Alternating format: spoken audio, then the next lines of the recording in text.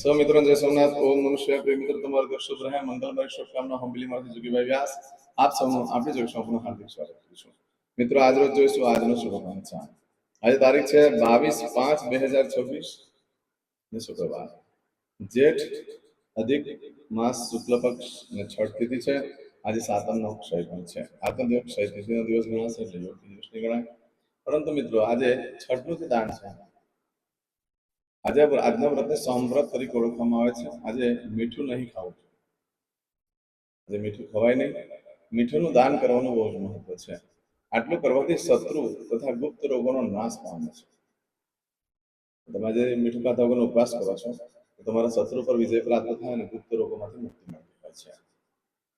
આટલી વસ્તુ આજે કરવાનું બહુ જ મહત્વ છે. આજે જોઈશું આજનું શુભ પંચાંગ. આજે જે બાળકનો જન્મ થાય છે એની તિથિ ગણાય છે છઠ. આ છઠ તિથિ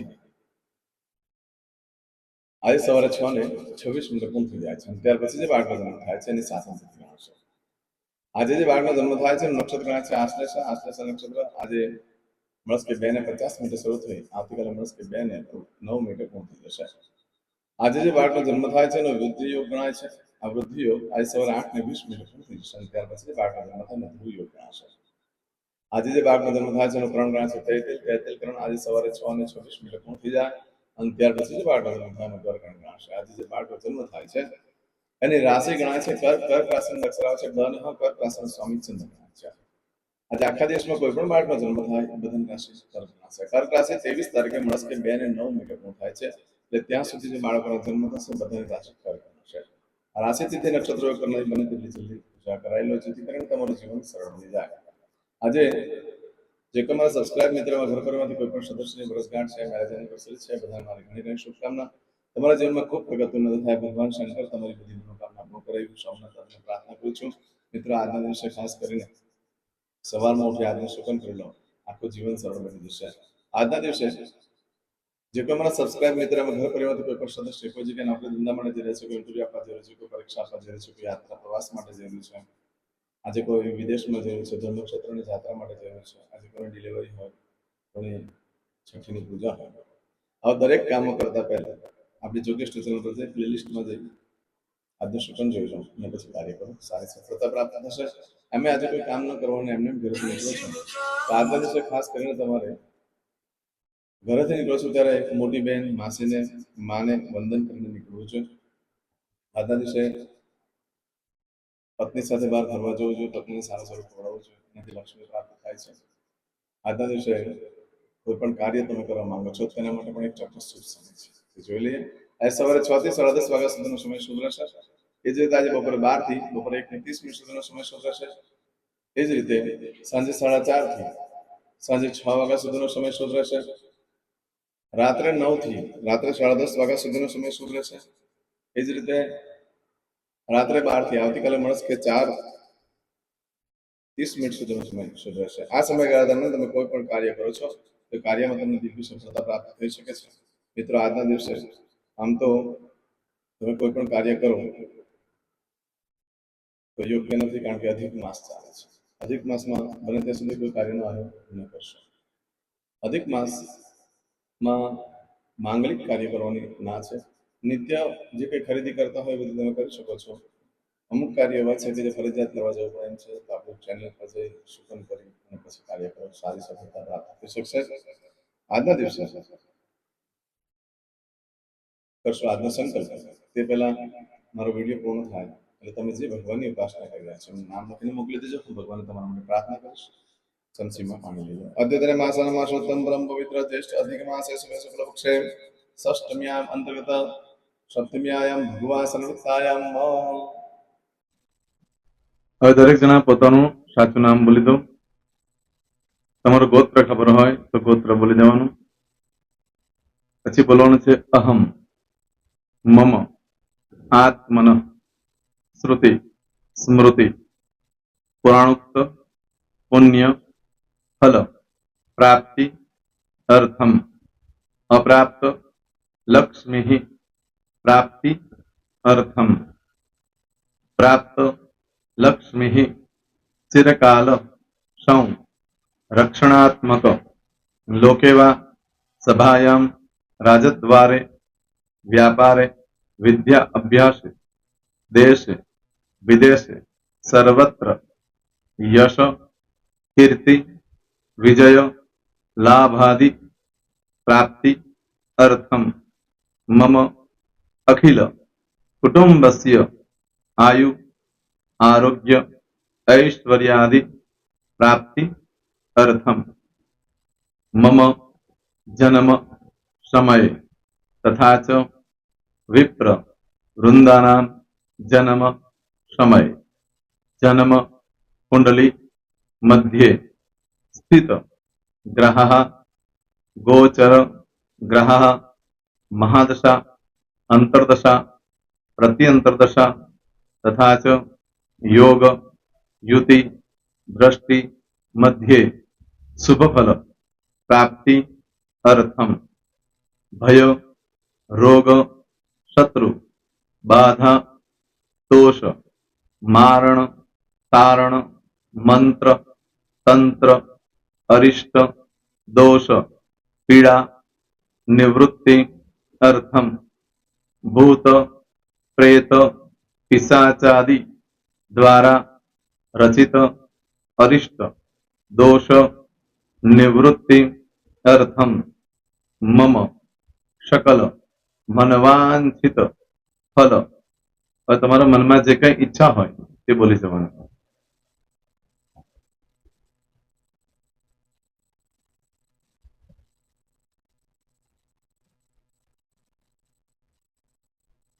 બોલવાનું અનુસારતઃ सकल मनवांछित फल प्राप्ति अर्थम.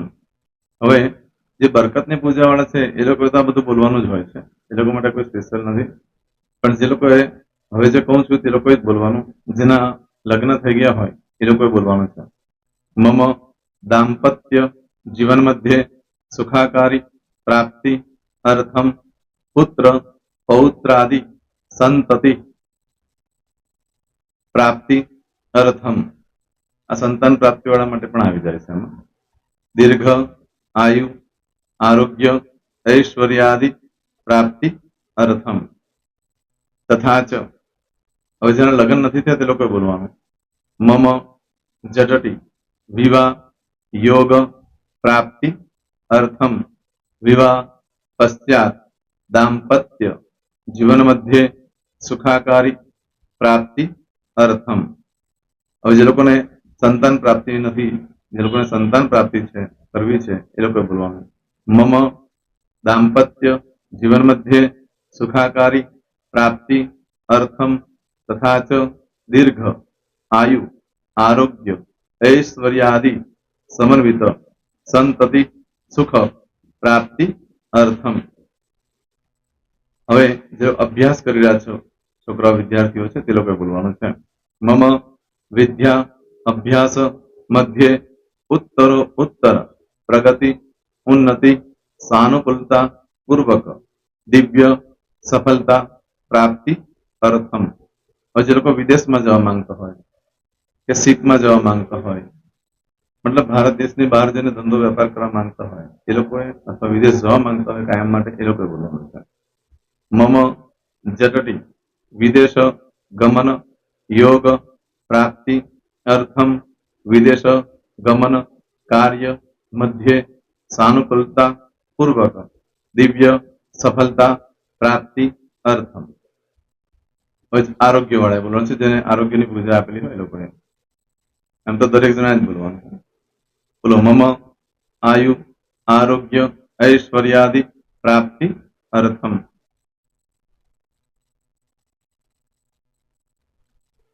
હવે દરેક જણા બોલવાનું. सकल मनवांछित फल प्राप्ति अर्थम अद्य दिने प्रधान देवतानां नित्य दिन अनुसारतः पूजन अर्चन कर्मणि अहम करिष्ये. પાણીવાળી થાળીમાં પાણી મૂકી દેવાનું છે. હવે તમારી બધી પૂજા જે મેં આપેલી છે એ પૂજા થઈ જાય, અથવા તો તમે રોજ પૂજા કરતા છો મારી પાસેથી નથી લઈ ગયા, એ પૂજા થઈ જાય પછી ફરી પાછી ચમચીમાં પાણી લેવાનું. અહીંયા વિડીયોને સ્ટોપ કરી દેવાનું. પૂજા પતે એટલે પાછું આગળનું કરવાનું છે.